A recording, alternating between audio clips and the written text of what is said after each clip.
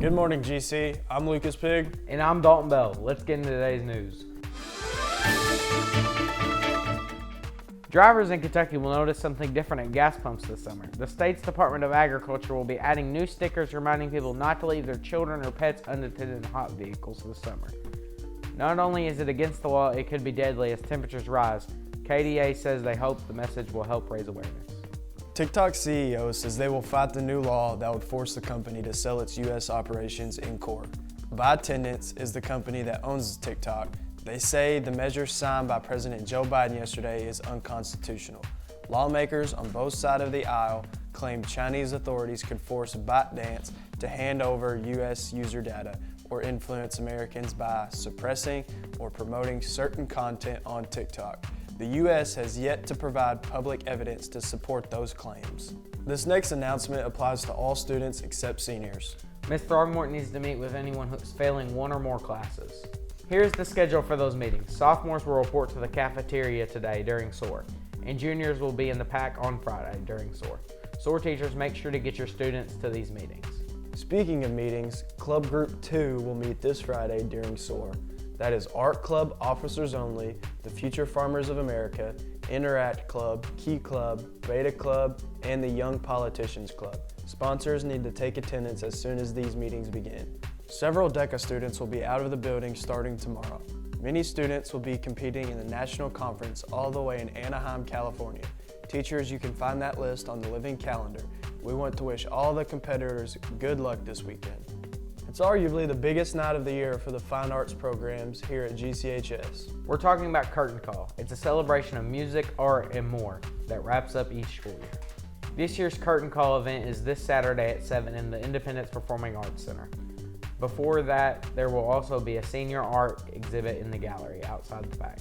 The exhibition starts at 4:30 on Saturday. Come out and show your support for all of these fantastic programs.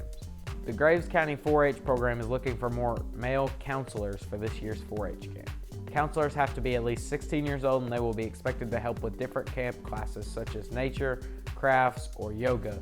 And keep an eye on campers throughout the day. Camp will be from May 27th through the 30th. Seniors, this is a reminder if you bought and painted a parking spot this year.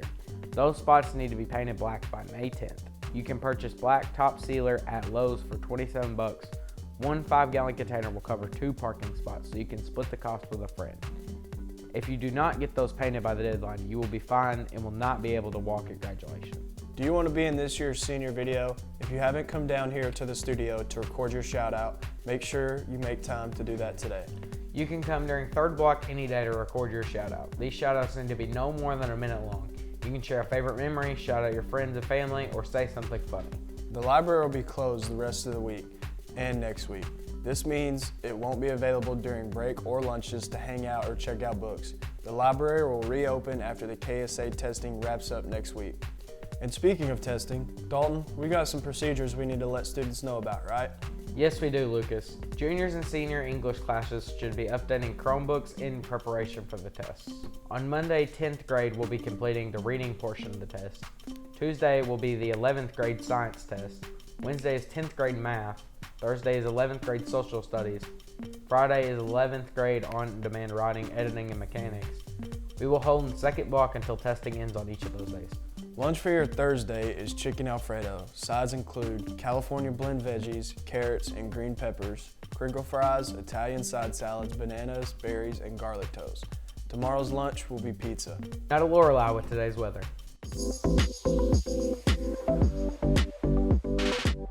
Hey GC, it's weather time. Today and the next several days are going to be really cloudy. The high today is 71 and the low is 55. Tomorrow's warming up a bit with the high getting to 82 and the low only being 68. Saturday is just about the same with a high of 85 and a low of 66.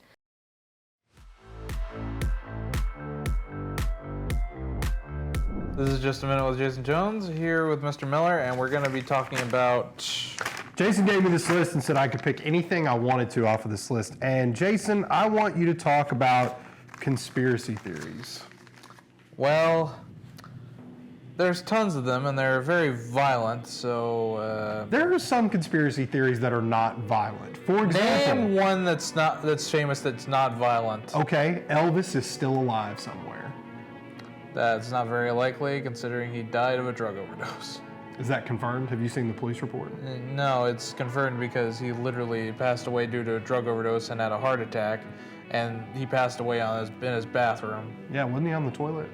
Yeah, and he just keeled over from a heart attack. But that's not really violent, though.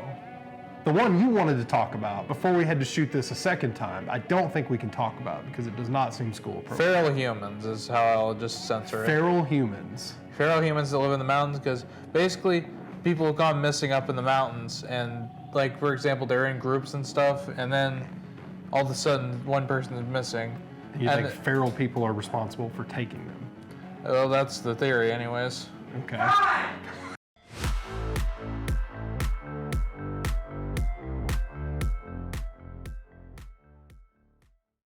Teaching's my second career. I was an athletic trainer for 13 years before I started this, and I've always enjoyed the younger generation that just kind of fell into it, to be honest.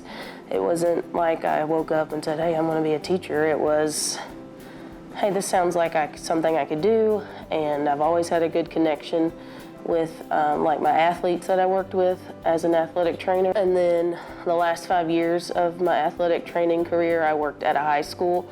So I really connected a lot with the high schoolers.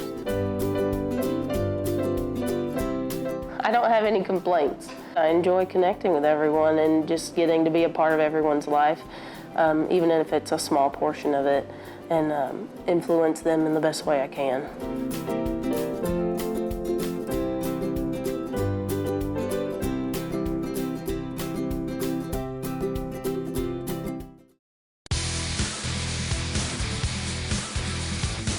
Hey GC, it's Caden Gregory with sports. Tonight, softball varsity and JV play at Caldwell at 6. Our baseball JV and varsity will play at Ballard Memorial High School at 5:30.